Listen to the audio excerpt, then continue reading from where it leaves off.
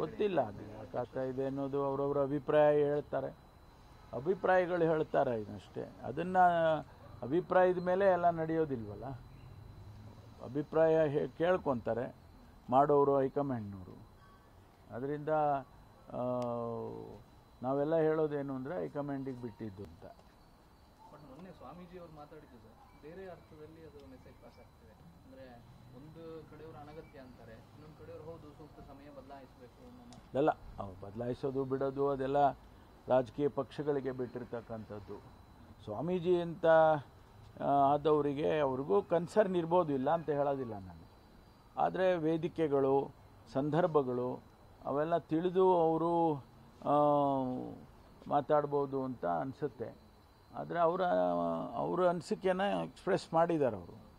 ಅದನ್ನು ತಪ್ಪು ಅಂತಲೂ ನಾನು ಹೇಳೋದಿಲ್ಲ. ಆದರೆ ಅದು ಒಬ್ಬ ಸ್ವಾಮೀಜಿ ಆದವರು ಅವ್ರದ್ದೇ ಆದಂಥ ರೀತಿಯಲ್ಲಿ ಅವರು ಹೇಳ್ಬೋದು, ಹೇಳ್ಬಾರ್ದು ಅಂತ ಏನಿಲ್ಲ.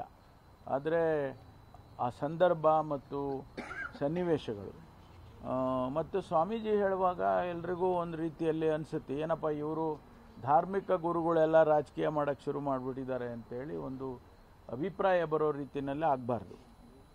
ಅದು ಸರಿ ಕಾಣಿಸೋದಿಲ್ಲ. ಅವ್ರಿಗೂ ಜವಾಬ್ದಾರಿ, ಅವರು ಸ್ವಾಮೀಜಿ ಅಂದ್ರೇನು ಅವರಿಗೆ ಜವಾಬ್ದಾರಿ ಇಲ್ಲ ಅಂತ ಹೇಳೋದಿಲ್ಲ, ಅವ್ರಿಗೂ ಇರುತ್ತೆ, ಕನ್ಸರ್ನ್ ಇರ್ಬೋದು. ಆದರೆ ಅವರು ಯಾವ ಸಂದರ್ಭದಲ್ಲಿ ಹೇಳಬೇಕು, ಹೇಗೆ ಹೇಳಬೇಕು, ಅದನ್ನು ತಿಳಿಸ್ಬೇಕು ಅನ್ನೋದೆಲ್ಲ ಅವರು ತಿಳ್ಕೊಂಡೇ ಹೇಳಿದರೆ ಒಳ್ಳೆಯದು ಅಂತ ಅನ್ಸುತ್ತೆ. ಸಿಎಂ ಬದಲಾವಣೆ ಮತ್ತು ಕೆಪಿಸಿಸಿ ಅಧ್ಯಕ್ಷರ ಬದಲಾವಣೆ ಮತ್ತು ಹೆಚ್ಚುವರಿ ಡಿಸಿಎಂ ವಿಚಾರ ಇದೆಲ್ಲನೂ ಕೂಡ ಅಪ್ರಸ್ತುತನ ಸರ್, ಅಥವಾ ಹೇಗೆ? ಪ್ರಸ್ತುತ ಅಪ್ರಸ್ತುತದ ಪ್ರಶ್ನೆ ಅಲ್ಲ, ಇದು ರಾಜಕೀಯ ಪಕ್ಷಗಳಿಗೆ ಬಿಟ್ಟಿರೋವಂಥದ್ದು. ಜನಸಮುದಾಯ ಇವತ್ತೇನು ಯಾರು ಮುಖ್ಯಮಂತ್ರಿನ ಆರಿಸೋರು, ತೀರ್ಮಾನ ಮಾಡೋರು ಯಾರು? ಶಾಸಕರು.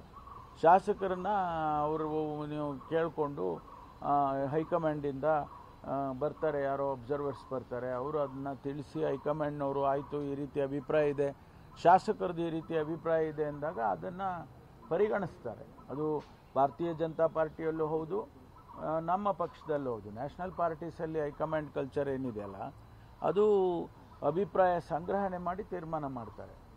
ಅದು ಬಿಟ್ಬಿಟ್ಟು ಯಾರೋ ಇಲ್ಲಿ ನಾವು ಯಾರೋ 4 ಜನ ಹೇಳಿಬಿಟ್ರು ಅಂತ ಅಂದರೆ ಅದನ್ನು ಎಷ್ಟರ ಮಟ್ಟಿಗೆ ಅದನ್ನ ತಗೊಳ್ತಾರೆ ಗೊತ್ತಿಲ್ಲ. ಅಧಿವೇಶನದ ಬಳಿಕ ಕೆಪಿಸಿಸಿ ಅಧ್ಯಕ್ಷರ ಬದಲಾವಣೆ ಅಂದರೆ ಪಕ್ಷದಲ್ಲಿ ಒಬ್ಬರಿಗೆ ಒಂದು ಹುದ್ದೆಯ ನಿಯಮ ಪಾಲನೆ ಆಗುತ್ತೆ ಅನ್ನೋಂಥ ಒಂದಷ್ಟು ಅಭಿಪ್ರಾಯಗಳು ವ್ಯಕ್ತ ಆಗ್ತವೆ. ನೋಡಿ, ಇವೆಲ್ಲ ನಡ್ಕೊಂಡು ಹೋಗ್ತಕ್ಕಂಥ ಪ್ರಕ್ರಿಯೆಗಳು, ಇದೇನು ಹೊಸದೇನಲ್ಲ.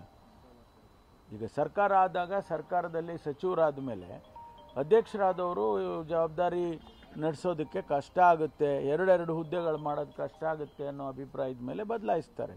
ಅದೇನು ಹೊಸದೇನಲ್ಲ. ಈಗ ನಾನಿರುವಾಗ ಬದಲಾಯಿಸಿದ್ರಲ್ವ, ನಾನು ಗೃಹ ಸಚಿವನ ಸ್ಥಾನಕ್ಕೆ ನನಗೆ ಆಪ್ಷನ್ ಕೊಟ್ಟರು, ನೀವು PCC ಪ್ರೆಸಿಡೆಂಟ್ ಕಂಟಿನ್ಯೂ ಆಗ್ತೀರಾ ಇಲ್ಲ ಹೋಮ್ ಮಿನಿಸ್ಟರ್ ಕಂಟಿನ್ಯೂ ಆಗ್ತೀರಾ ಅಂದರು.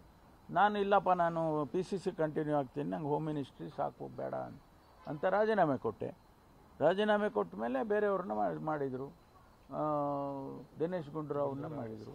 ಹಾಗಾಗಿ ಇದು ಏನು ನಾವು we need not read in between the lines.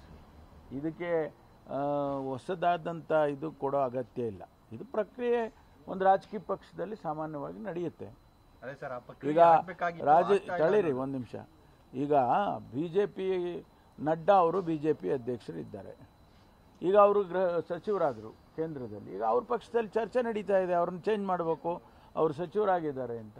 ಅದರಲ್ಲೇನು ಹೊಸದೇನು ಕಾಣಿಸಲ್ಲ ನನಗೆ.